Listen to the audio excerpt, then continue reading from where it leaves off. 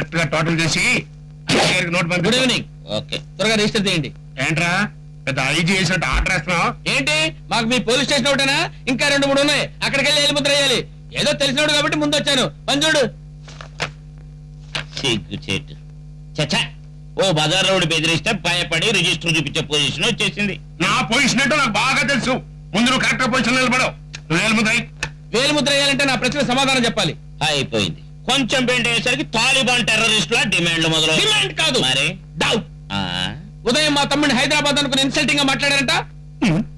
నీకేనా తెలుసు? వాడే వీడు. వాడు వీడు కాదు, వీడు వాడు కాదు. అందుకే వాడు నాకు ఫోన్ చేసి చెప్పాడు. నేరం చేసింది నేను, కావలిస్తే నన్ను శిక్షించండి. వాడిని ఏమన్నా అన్నారా? AK-47 తో వీపు కోక్కున్నట్టే. అంటే ఆడు నీకంటే పెద్ద క్రిమినల్. ఆ ఫ్యామిలీలో కొంచెం ఎక్స్ట్రాగా ఎక్కువ చదువుకుంది వాడేనండి. ఏం చదివాడు? ఈనాడు పేపరా? ఈనాడు పేపర్ కాదు, ఫారెన్ లో MBA చదివాడు. చూసేట లేడే. చూస్తే తెలియదు, విచారిస్తే తెలుస్తుంది.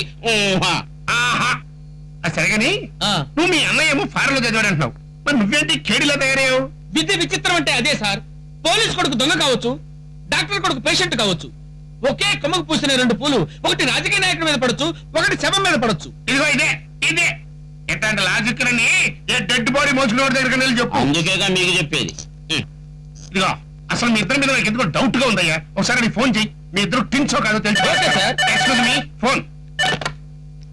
హలో, ఎస్ఐ కోడి స్పీకింగ్. చూడండి సార్, మా అన్నయ్య రౌడీయే, పెద్ద దొంగే. కానీ గాంధీ గారు చెప్పినట్టు నేరస్తుని కొడితే మారడు, మంచిగా మార్చాలి. అప్పుడే మీరు మహాత్ములు అవుతారు. అదే మీ డ్యూటీ. Thank you sir. అబ్బో, ఇదేంటయ్యా మీ తమ్ముడు ఫోన్ లో తెగ కిచ్చులు పెట్టేస్తాడు. ఫారెన్ కల్చర్, ఫారెన్ లో చదువుకున్నాడు కదండి.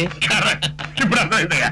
అది అవును, మీ తమ్ముడు చాలా జంక్లమన్ అయ్యా. అదేంటో ఎంత మాట్లాడినా మళ్ళీ మళ్ళీ వినాలనిపిస్తున్నా. ఇంకొకసారి ఫోన్ చేయవా? అంటే వాడిని ఎక్కువ ఫోన్ లో మాట్లాడమంటే చిరాకు పడతారు సార్. అదేం పర్లేదయ్యా, ఒకసారి మాట్లాడతాను సార్. నెంబర్ కరెక్ట్ కాదు. హలో, నేను హైదరాబాద్ మాట్లాడుతున్నాను. మా తమ్ముడికి ఒకసారి ఫోన్ ఇవ్వండి.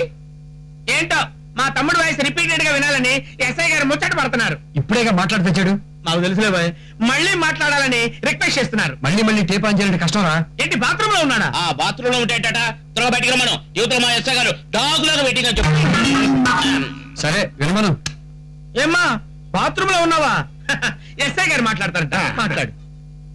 హలో, చూడండి సార్, మా అన్నయ్య రౌడీయే, పెద్ద దొంగే. కానీ గాంధీ గారు చెప్పినట్టు నేరస్తుని కొడితే మారడు, మంచిగా మార్చాలి. అప్పుడే మీరు మహాత్ములు అవుతారు. అదే మీ డ్యూటీ. Same continuity. మాటే కాదు, అక్షరం కూడా మార్చలేదు. చెప్పిందే చెప్పి చెప్పడం మనిషి. అప్పుడు ఒక మాట ఇప్పుడు ఒక మాట మాట్లాడే వంశం కాదు సార్ మాది. ఎప్పుడు ఒక మాట మీద ఉండే ఫ్యామిలీ మాది. అవునయ్యా, చాలా ఆదర్శమైన ఫ్యామిలీ. సార్ మళ్ళీ ఇదే టైంలో ఎక్కడ వెళ్తారు? వస్తాను సార్. అవును, మీ సికింద్రాబాద్ అడిగాని చెప్పాలి. అలాగే. ఏంటి అడిగేది? సికింద్రాబాద్ హైదరాబాద్ 2 వీడే కాదు, వేరే. ఓహో, నిన్ను బాగు చేయటం భగవంతుడి వల్ల కూడా